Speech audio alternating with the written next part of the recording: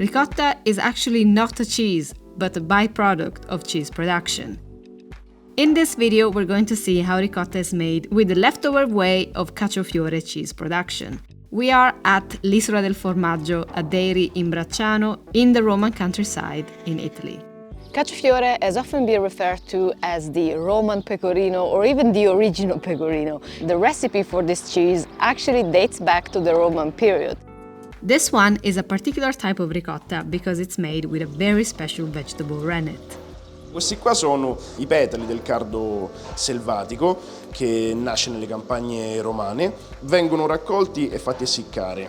Una volta essiccati vengono appunto messi a mollo nell'acqua per 24 ore di tempo, viene fatto questo infuso e questo infuso ci farà cagliare il latte. Questo da viola, dal colore viola che ha in natura, prende questo colore una volta appunto essiccato. Luigi sieves the dried cardoons as only the liquid will be added to the milk. Compared to animal rennet, cheeses made with cardoon rennet take a bit longer to coagulate, and they also need a bigger quantity. These are about 500 grams of dried cardoons, which will be used for today's batch. Luigi tells me that they use about 200 grams for every 100 liters of milk. Luigi harvests them in the summer to use them in the winter and in the spring, which are the cheese-making seasons for Caciofiore, as sheep do not produce a lot of milk in the summer. The farm's flock of sheep grazes freely, eating a mix of cereals, barley, corn, wheat and broad beans. Queste sono le agnelline nate in autunno e lasciate appunto crescere per diventare future produttrici di latte. Ci sono anche delle pecore nere, sì. Anche le pecore nere non devono mai mancare all'interno del gregge. Alcune meticce. Sì, eccole. Loro pascolano in questi terreni che abbiamo qui in zona, pascolo brado, e poi viene integrato anche l'alimentazione con cereali, fieno, cereali, mais, orzo, roba naturale, tutta robettina naturale. Però ecco, alla base il pascolo brado. Il pascolo brado rimane la cosa. L'erba. Sì, lo stare all'aria aperta, l'animale sta bene, cresce meglio e tutto viene tutto a favore, ecco.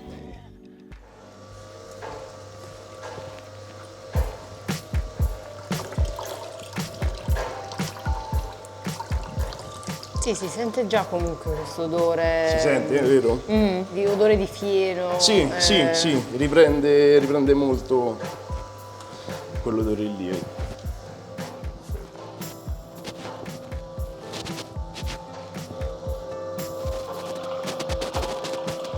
Il latte a temperatura, latte crudo ovvero che non viene portato a temperature più alte dei 37 gradi, 38 gradi.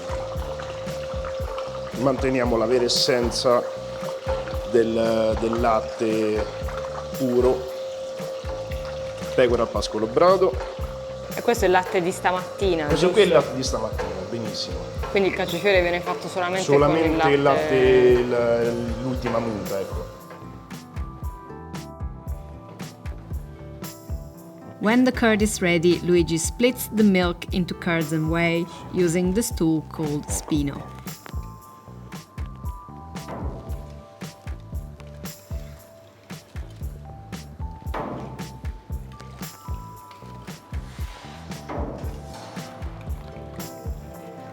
La grandezza che dovrà avere, essendo un formaggio che non andrà a stagionare, una grandezza lasciata abbastanza grossolana, ecco. Babbo, va? Ci siamo? Sì. Then, with the help of his father Sergio, the curd is poured directly onto the molds.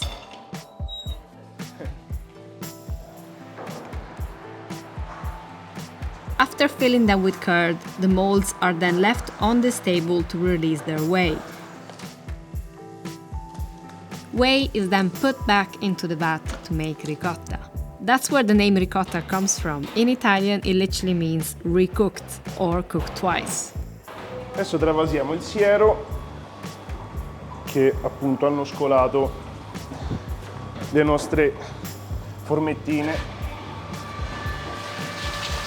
Sotto questo qui c'è un bruciatore che è un fornellone grosso che va a scaldare l'acqua che sta qui all'interno di questo canale intorno, e l'acqua a sua volta riscalda il latte. Quindi è indirettamente, diciamo. Ed è qui appunto per magia, diciamo, affiorerà la ricotta. È bellissimo anche quando affiora la ricotta, è un passaggio. Perché questa è ricotta solo siero, nel senso che... Solo siero, sì, senza aggiunta di altri prodotti. Quindi cosa vuol dire? Che comunque nel siero c'è sempre una parte grassa? Ci rimane... No, la parte grassa è stata tutta eliminata nel formaggio, e rimane comunque sempre un altro prodotto ce lo dà appunto il siero, un altro prodotto ce lo dà, però la ricotta è assolutamente magra. La parte magra, diciamo. Sì. Non ha parte grassa. Quindi nel latte comunque c'è il siero, la parte grassa che è quella cagliata. La parte grassa, ma il siero invece rimane tutta quanta la parte magra. Non c'è parte grassa.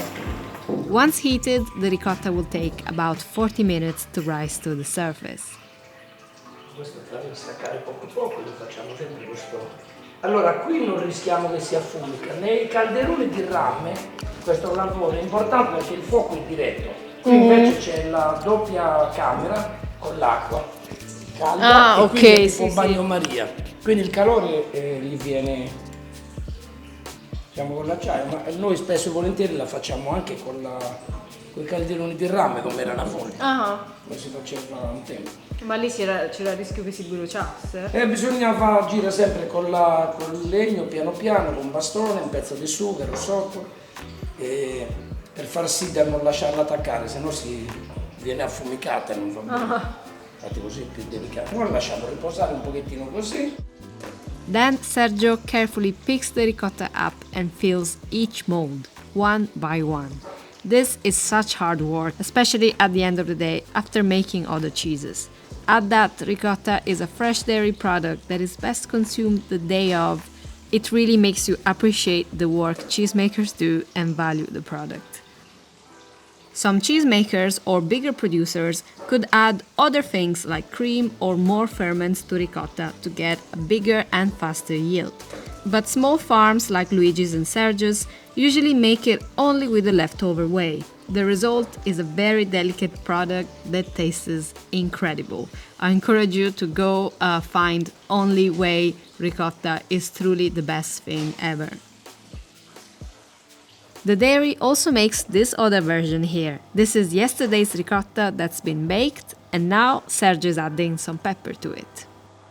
Queste adesso vengono cotte, rinfornate, praticamente è ricotta perché è cotta 2 volte, però in questo caso è tricotta e si possono speziare. Adesso è il pepe, però se no li mettiamo anche con si possono fare con il finocchietto, con lo smarino, con varie spezie. La prova che la ricotta è magra, sai qual è? Che se tu metti in forni un pezzo di formaggio a 180 gradi si scioglie, invece la ricotta no, perché non ha grassa, non ha grassa. Ah, è vero, è vero. Sì, quindi tutti i formaggi che si sciolgono sì, sono ricchi di grasso. La ricotta no.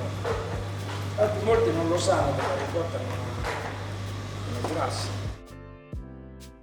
Thank you so much for watching. Don't forget to check out the other video on how cacciofiore is made to learn more about today's ricotta's twin brother. And as always, don't forget to like and subscribe to the channel. It helps me a lot.